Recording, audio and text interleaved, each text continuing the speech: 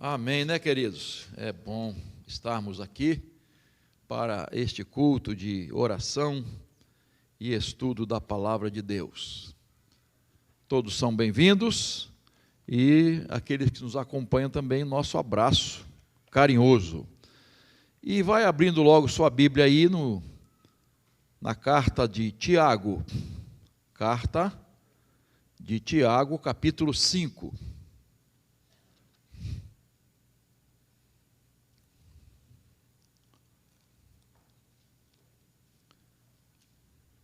Mais no finalzinho da Bíblia. Vamos lá. Tiago, capítulo 5. Nós vamos abordar o texto de versículos 13 a 20, mas a princípio vamos ler esses primeiros aqui, depois a gente vai acompanhando os outros. Diz assim, a partir do verso 13: alguém de vocês está sofrendo? Faça oração. Alguém está alegre? Cante louvores. Alguém de vocês está doente? Chame os presbíteros da igreja, e estes façam oração sobre ele, ungindo-o com óleo, em nome do Senhor.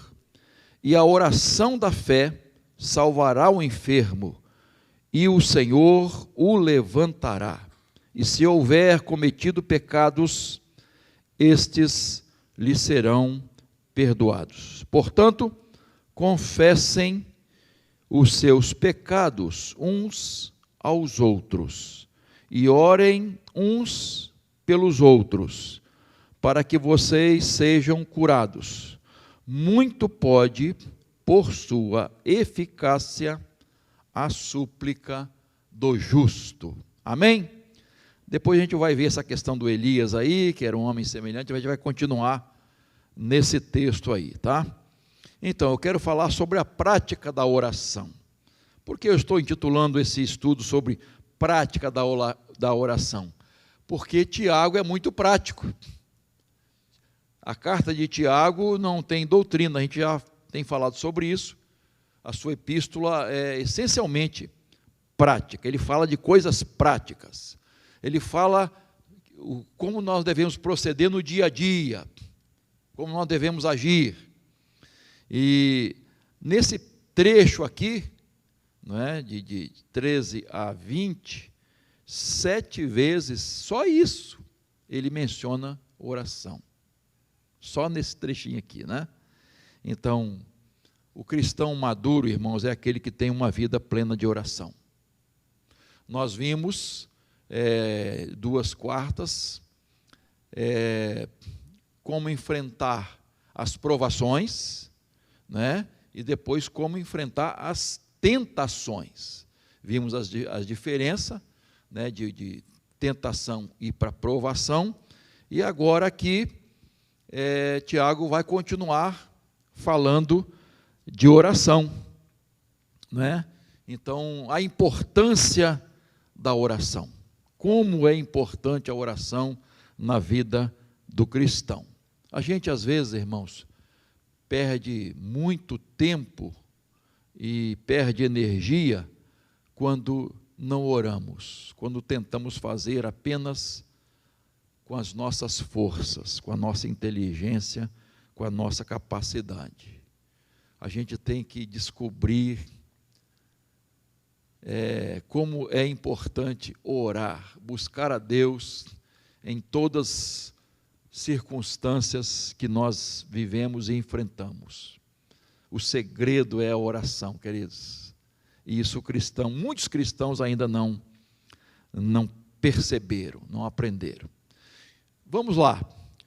Primeira coisa que eu destaco aqui, devemos orar pelos que sofrem. Verso 13, alguém de vocês está sofrendo? Faça oração. Alguém está alegre? Cante louvores. Então ele começa pensando naqueles que estão sofrendo. É sempre bom lembrar, irmãos, quando nós enfrentamos sofrimento, não é? nunca devemos murmurar e reclamar. Nós devemos buscar a Deus em oração e buscar aquele propósito que Deus tem, aquilo que Deus tem a nos ensinar através do sofrimento. Deus tem sempre coisas maravilhosas para nos ensinar. Então, se tem alguém sofrendo, ele diz, deve ser alvo das nossas orações. Tem alguém entre nós sofrendo, devemos orar. Ele não fala o tipo de sofrimento, a causa do sofrimento. Simplesmente, há alguém sofrendo, esse alguém deve ser alvo das nossas orações. Isto é, nós vamos interceder, oração intercessória, por essa pessoa que está sofrendo. Pare um pouquinho, meu irmão, minha irmã. Você está sofrendo? Você está lembrando de alguém que esteja sofrendo? Para um pouquinho. Está lembrando de alguém que esteja enfrentando sofrimento na sua caminhada? E que precisa de nossas orações? Devemos orar. Aí você vai viajar, vai começar lá em Israel, né? Gente, que tristeza. Quanto sofrimento. Quanto sofrimento. Aquelas famílias, crianças que foram massacradas. Quanto sofrimento, irmãos, o povo de Israel está enfrentando. Precisamos orar por eles, irmãos. A seca lá dos ribeirinhos, as pessoas estão enfrentando muitas lutas. Pessoal do sertão, nós estamos falando de longe, hein? Ó, lá fora, aqui no Brasil, né? Vamos pensar nas Cracolândias, hein? Quanta gente enfrentando sofrimento, lutas. Vamos pensar nos hospitais, irmãos. Falou-se de câncer aqui, né? Pessoas enfrentando câncer. Irmãos, quando a gente estiver assim meio amargurado, chateado com a vida, faz uma visitinha lá no Hospital do Câncer. Vai ver aquelas crianças lá, enfrentando câncer. Vai lá. E você vai voltar glorificando a Deus pelas suas lutas, que são tão pequenas. Quanta gente na rua, nos orfanatos, nos presídios, sofrendo, irmãos. E às vezes nós não temos nem olhares para eles. Às vezes até desviamos deles. Mas tem gente sofrendo. Na sua casa, talvez o seu vizinho, sua vizinha, esteja enfrentando uma luta, um parente seu. Essas pessoas precisam ser alvo, ou alvos das nossas orações. O que Tiago está dizendo? Está alguém sofrendo? Ore. Ore por essas pessoas. Nós precisamos orar mais, irmãos. Às vezes as nossas orações, se você um dia quiser parar para fazer uma análise das suas orações, faça um dia. Em que se resume as nossas orações? Eu, meu filho, minha filha, meu parente, isso aqui, minha neta, isso aqui, né? Às vezes as nossas orações se resumem ao nosso círculo familiar só. Há uma tendência de a gente fazer isso, irmãos. Há uma tendência, mas Tiago está dizendo, está alguém sofrendo? Essa pessoa precisa ser alvo das nossas orações. Nós precisamos orar por elas, porque A oração vai fazer com que Deus, não é?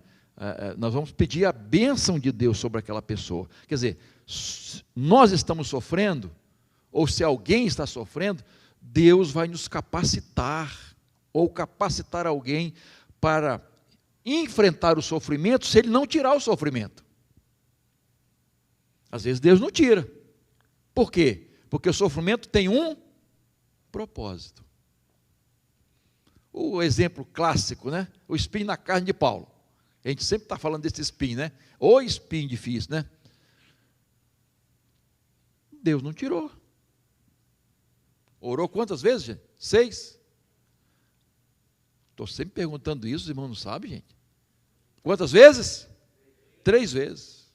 E Jesus disse: não, a minha graça te basta.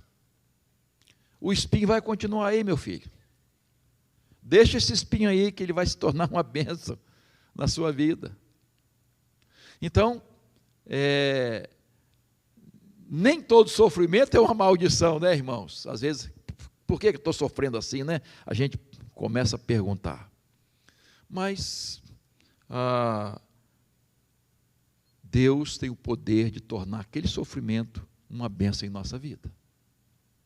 Uma bênção. Ele tem poder para fazer isso. E às vezes a resposta de Deus é não.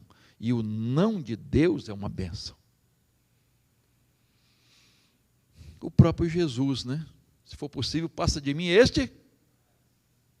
Mas não foi possível. Por quê?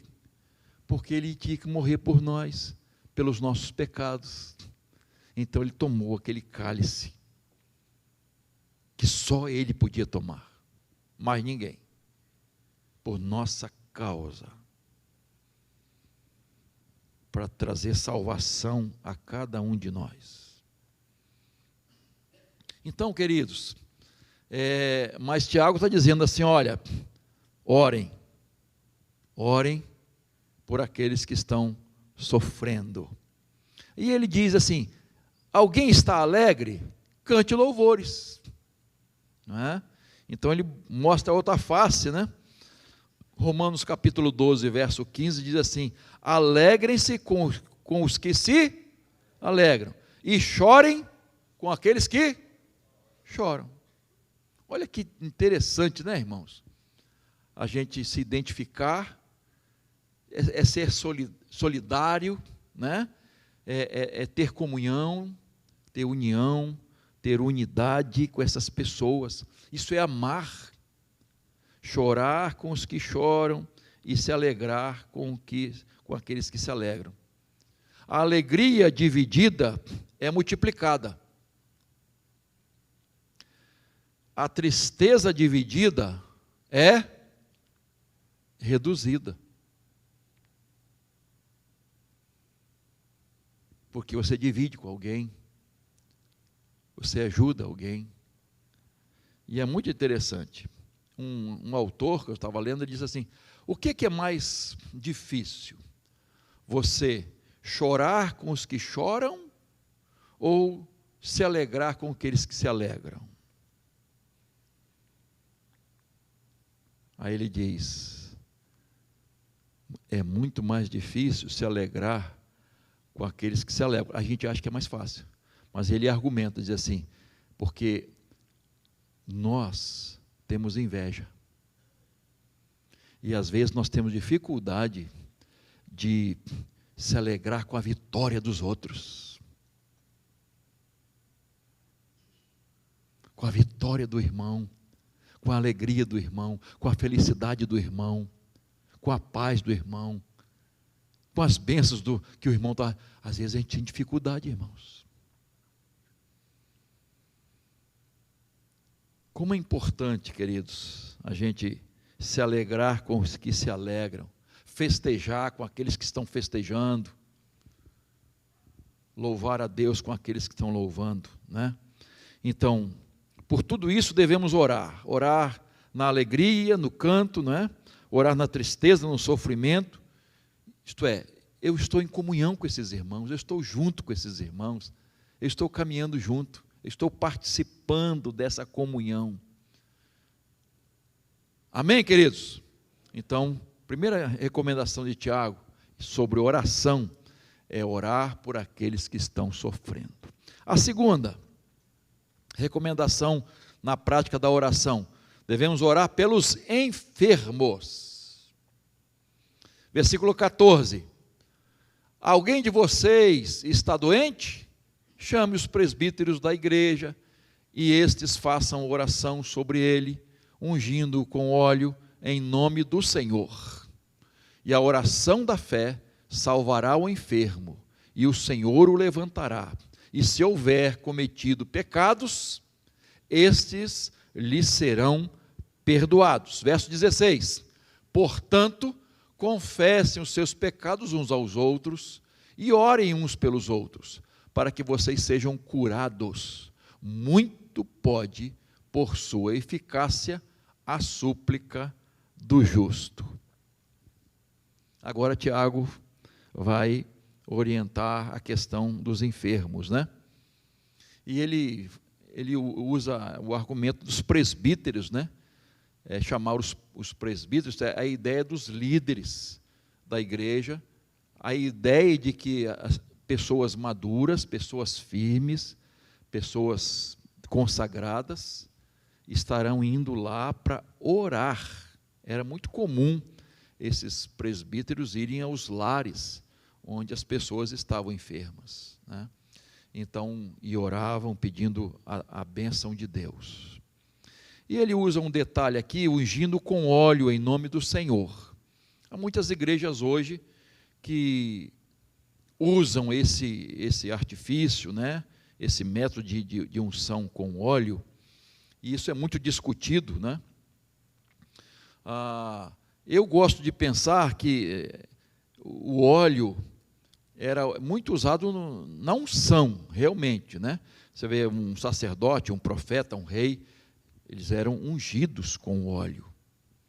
É um símbolo da bênção de Deus sobre eles, né? A bênção de Deus estava sobre eles.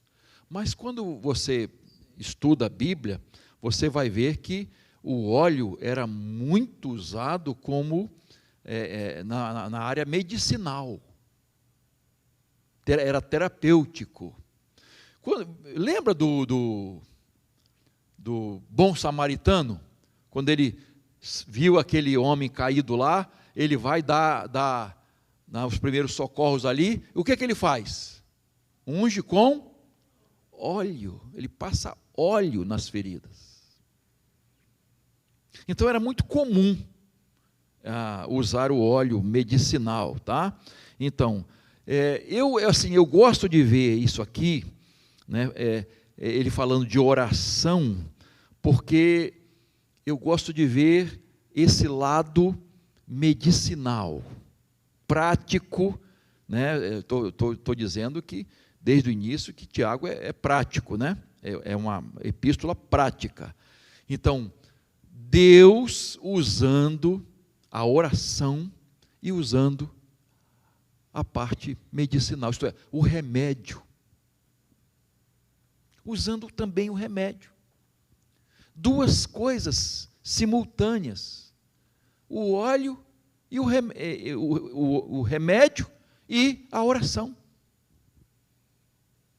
É muito interessante isso, né? Os versículos 14 e 15, né? E ele diz: use o óleo em nome do Senhor, mas é a oração da fé, Tiago diz, que salvará o enfermo. Não é o óleo, é a oração da fé que vai fazer a pessoa levantar. O Senhor vai levantar. Queridos, a nossa fé está no Senhor, mas não desprezamos os recursos humanos. Jamais. A oração não exclui o remédio não exclui a oração, não despreza a fé, de jeito nenhum. Paulo andava com um médico, viajava com um médico. Como era o nome dele? Doutor Hã? Lucas. E o próprio Paulo, quando vê Timóteo tendo um problema no estomacal, ele diz assim: use um remédio aí. Qual é o remédio?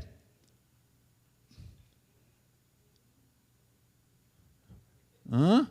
Qual o remédio, irmãos? Um vinho com água. Diluídozinho ali para você, né? Então, recomendação de remédio. Agora tem um texto lá em 2 Crônicas 16:12. Não sei se o nosso comandante aí vai. Está lá. Veja aí.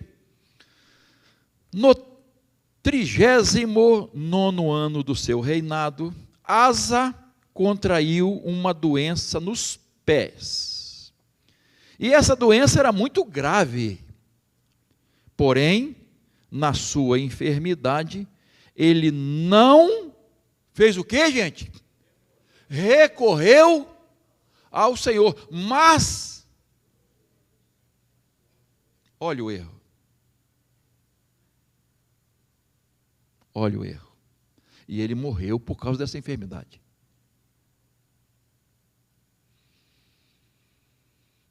Não confiou no Senhor, confiou nos médicos.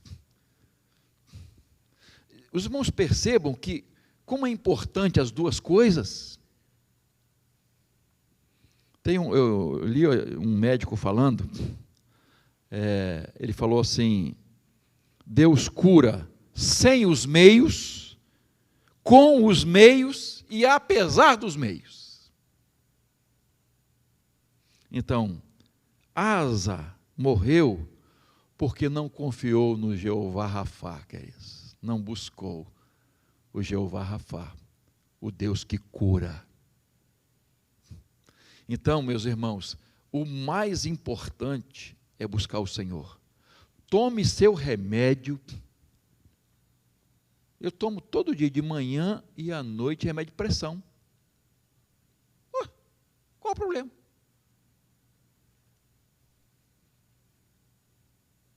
Mas o pastor tem que ter fé para eliminar esse remédio. O médico passou, o médico recomendou. Então, estou tomando. Irmãos, uma coisa não exclui a outra.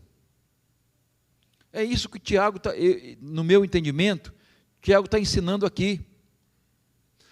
É a oração da fé que cura o enfermo, sem desprezar a unção com óleo, isto é, a parte medicinal, a parte terapêutica para o nosso corpo.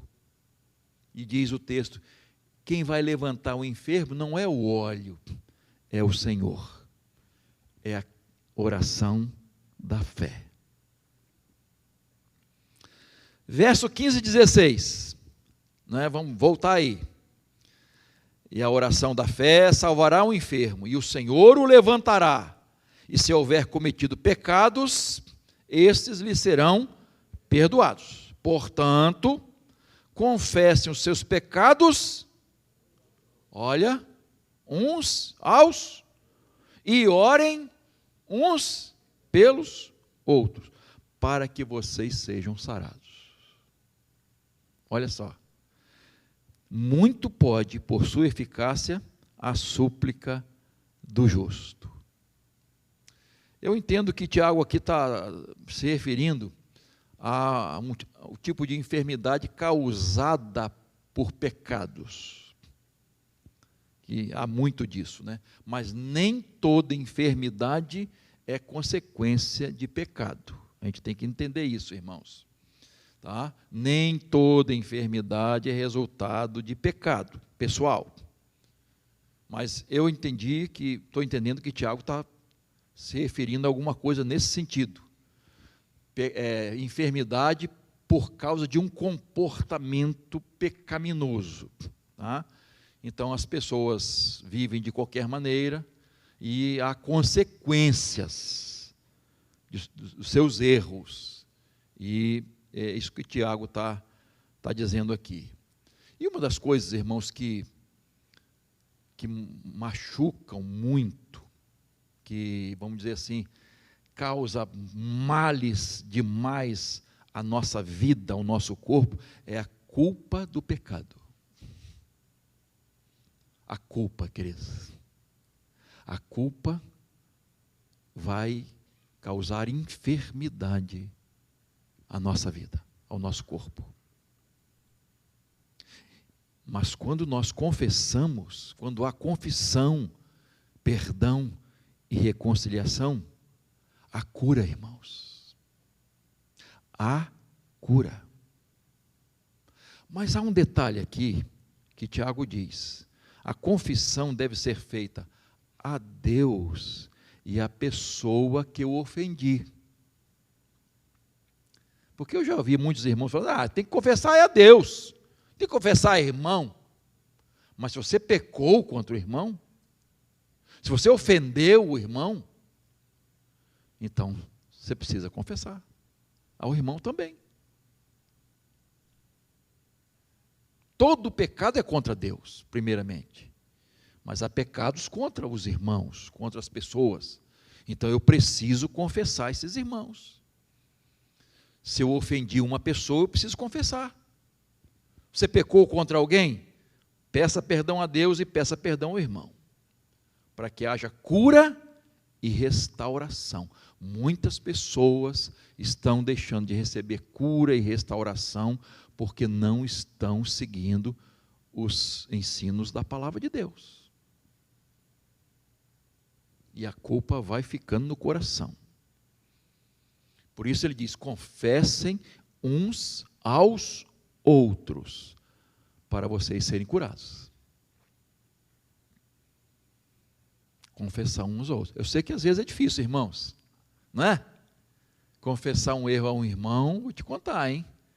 Tem que ter humildade, tem que ter fé, tem que ter obediência à palavra de Deus, para chegar, se humilhar e dizer: meu irmão, aconteceu isso assim, meu irmão, aquele dia eu não estava bem, eu falei demais.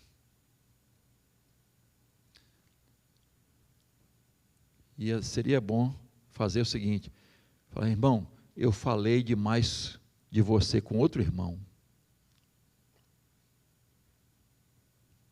Eu fiz fofoca de você com outro irmão. Tem coragem de fazer isso? Se não tem, é melhor não fofocar. Melhor não falar. Porque se pecou contra o irmão, depois você vai ter que pedir perdão a ele. Senão isso vai ficar na sua conta. E quando nós não perdoamos, nós não somos perdoados, irmãos. Isso é princípio de Jesus.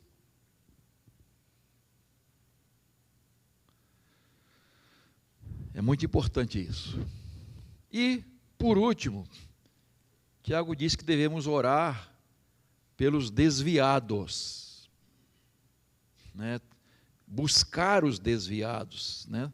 Verso 19: meus irmãos, se alguém entre vocês se desviar da verdade, e alguém o converter, isto é, fazer voltar, alguém se desviou, e fazer, porque conversão é isso, né? Arrependimento é metanoia, mudança de mente, né? É mudança de direção, tá? Então, se alguém o converter, saibam que aquele que converte o pecador do seu caminho errado, salvará da morte a alma dele e cobrirá uma multidão de pecados. Queridos, a Igreja de Cristo está sempre enfrentando esse perigo de alguém se desviar. Alguém se desviar da verdade. Possivelmente você conhece alguém que se desviou da verdade. Quem é a verdade, irmãos? Jesus. Alguém se desviou de Jesus. Então, mais uma vez, pare para pensar. Né? Além desses que sofrem e dos que estão enfermos, que nós temos que lembrar, precisamos lembrar também daqueles que estão desviados, que deixaram o caminho da verdade, deixaram de seguir Jesus. Tem na sua família, na minha, tem vizinho, tem conhecido, tem colega de trabalho. Às vezes você nem imagina, você vai conversar, evangelizar uma pessoa, fala assim, eu sou desviado. Eu era crente, eu frequentei a igreja. Desviou-se da verdade. Quantas pessoas, irmãos, precisam de oração e de ajuda? Porque Tiago está falando de oração, ação com orar, orar com ação. Ajudar essas pessoas que estão perdidas, que se desviaram, a voltar para o caminho. Porque se elas não voltarem para o caminho, estarão perdidas. Porque só existe um caminho. Jesus é o caminho. E se a pessoa se desviou dessa verdade, de Jesus, ela não tem esperança. Ela não tem esperança. Então, ele diz, precisamos nos esforçar para trazer essas pessoas de volta, restaurar os desviados. Porque, senão, irmãos, essa pessoa estará morta. E Tiago diz, salvando da morte a alma dessa pessoa. Olha a expressão de Tiago. Cobrindo uma multidão de pecados. Eu, quando me converti, e certamente você, Jesus perdoou a multidão de pecados, irmãos. Sim ou não? Multidão.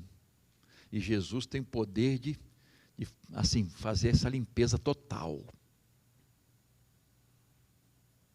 Porque o grande problema, um dos grandes problemas do ser humano, é ficar se martirizando por um pecado passado.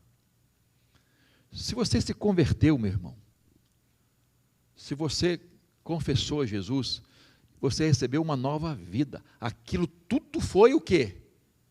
Apagado, irmãos.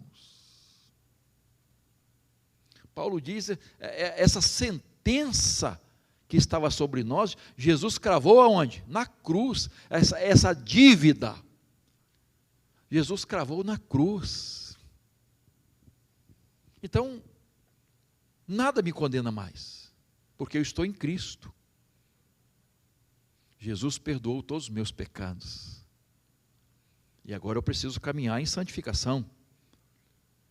Então, uma multidão de pecados foi perdoada, irmãos. Então, uma pessoa arrependida, ela é perdoada de uma multidão de pecados. Uma pessoa que se converte é uma multidão de pecados perdoados. E só Jesus, só o Senhor Jesus pode fazer isso. Mais ninguém. Então, cada um de nós precisa fazer um esforço de, primeiro, permanecer firme na fé,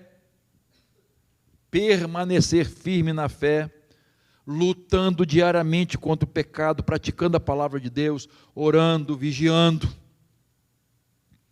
firmeza, cuidando da nossa vida primeiro, tá? Isso não é egoísmo não, isso é preparo, tá? Deus trabalha em nós para depois trabalhar através de nós. Então, primeira coisa, eu preciso estar em dia com Deus. E depois eu preciso ajudar os outros. Eu preciso orar pelos outros. Eu preciso sair em busca dos outros. Falar de Jesus, evangelizar, orar pelas pessoas. Trazer de volta aqueles que estão afastados. Quantas ovelhas que você se lembra agora que estão perdidas e que não conseguem voltar? Porque a ovelha não sabe voltar, né? Por que o pastor saiu em busca da 100ª ovelha e o pai do filho pródigo não foi em busca do filho? O filho sabia voltar. Ele conhecia a casa do pai. A ovelha não sabe voltar. Se deixar, ela morre. Queridos, Deus espera isso de nós. Quantas pessoas caídas que conhecem a verdade, mas se afastaram da verdade.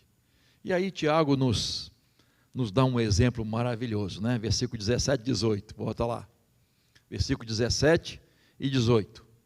Elias era um homem semelhante a nós, sujeito aos mesmos sentimentos, e orou com fervor para que não chovesse sobre a terra. E por 3 anos e 6 meses não choveu. E orou, depois orou de novo, e então o céu deu chuva, e a terra produziu os seus frutos. É bom a gente ler isso, né? Que Elias era igual a gente. Eu fico satisfeito, irmãos. Puxa vida, o grande profeta Elias era um sujeito como eu. Tinha os mesmos sentimentos. Mas, tem um mas, né? Todavia, contudo. Mas era um homem de oração. Era um homem de oração. Um homem justo. Muito pode, por sua eficácia, a súplica do... Você entregou sua vida a Jesus? Você está firme na palavra de Deus? Você está seguindo? Você é justo, você é justa. Então você pode orar como Elias. Você pode orar como Elias. Porque é isso que Tiago está dizendo para nós. Porque o poder, irmãos, a gente costuma dizer o poder da oração, né? Mas o poder está onde? Hein, Glaucete? No nome de Jesus, né, irmãos? O poder está no nome daquele que responde à oração. Não está em nós. Não está no tipo, assim, no palavreado da oração, nas palavras bonitas, espirituais, Senhor, que até arrepia a gente, né? E tal. Você já viu oração, gente consagrada? Senhor, e tal, e vai assim, aí você fica até arrepiado, né? Quando uma pessoa quer aparecer, irmãos, ó, Jesus está atrás dela. Ela fica na frente. Importa que ele e que eu. Quando uma pessoa começa a aparecer muito na pregação, na oração,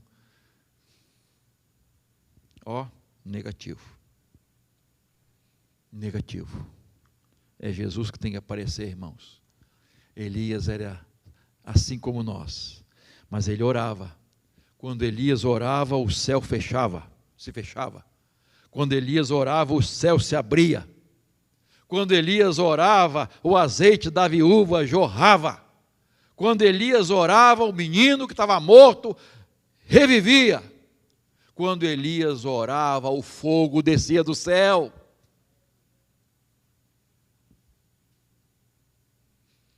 Olha só, irmãos, mas ele era semelhante a nós. Ele era como eu e você. E Tiago, é assim, são minhas palavras, tá? Eu acho que seguiu o exemplo de Elias. Elias era um homem de oração. E Tiago se tornou um homem de oração. Eu já falei aqui, não sei quantos vão lembrar. Qual era o apelido de Tiago na igreja primitiva?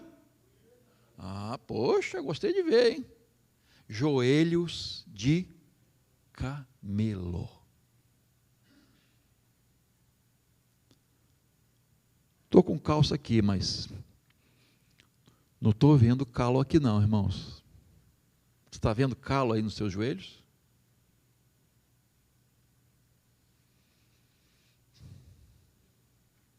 Ah, pastor, é difícil isso, né? Isso é difícil. Eu sei que é.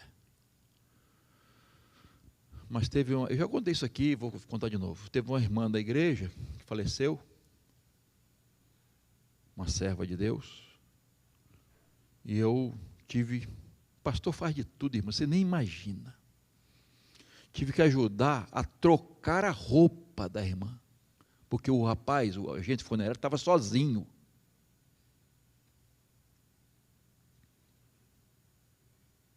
Irmãos, eu vi os joelhos dela. Não tinha como não ver os joelhos daquela irmã de... Faleceu com uns 70 e poucos anos, né, irmã Rosane? Uma senhora, diaconisa da igreja, uma mulher de oração.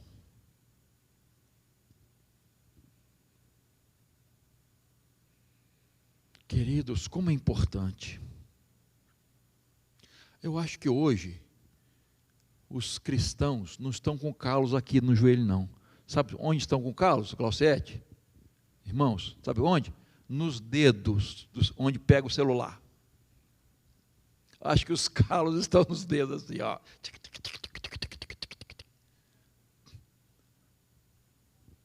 Nada contra o celular bem usado. Mas se a gente gastasse tempo, o tempo que gastamos com o celular, com oração, irmãos, aí a coisa ia ficar bonita, hein? Ia ficar bonita. Mas eu sei, ninguém vive, né? Ninguém é assim, né? Em tese, né? A maioria não vive sem celular. Se a pessoa sai de casa e esquecer o celular, caramba, ela fica desesperada, não é? É ou não é? Não, só eu que fico. É, irmãos, o celular, por exemplo, eu não uso mais banco, eu pago qualquer coisa com celular, né? Você também. Hoje é celular, irmãos. Nem cartão você usa, o celular. Pá. Aqui, fazer Pix, né? Celular. Tudo bem, mas às vezes, irmãos, nós estamos caindo no grande pecado, irmãos. Distração. Distração. E aí tem calo nos dedos. E as crianças começaram a ter problemas já, né, com problemas seríssimos, problema da tela. E os especialistas estão dizendo, diminui o tempo de tela das crianças. Isso está prejudicando o desenvolvimento delas. Diminui o tempo de tela das crianças. Quero concluir. Por ser um livro prático, repito, Tiago inicia o livro e termina o livro falando de oração. Não há cristianismo sem oração, não há maturidade espiritual sem oração. Oração é a essência da vida cristã. Através da oração nós levamos nossas causas a Deus. Através da oração oramos uns pelos outros. E Tiago diz que devemos orar pelos que sofrem, devemos orar pelos enfermos e devemos orar pelos desviados. É isso que Tiago está recomendando. Você está em uma dessas situações? Está sofrendo, está enfermo, está desviado? Conhece alguém que esteja nessas situações e que precisa da sua oração? Da sua ajuda? Muito pode, por sua eficácia, a súplica do justo. Amém? Fique de pé, por favor. Nós vamos cantar. Quão preciosas são as horas de oração na presença do Senhor.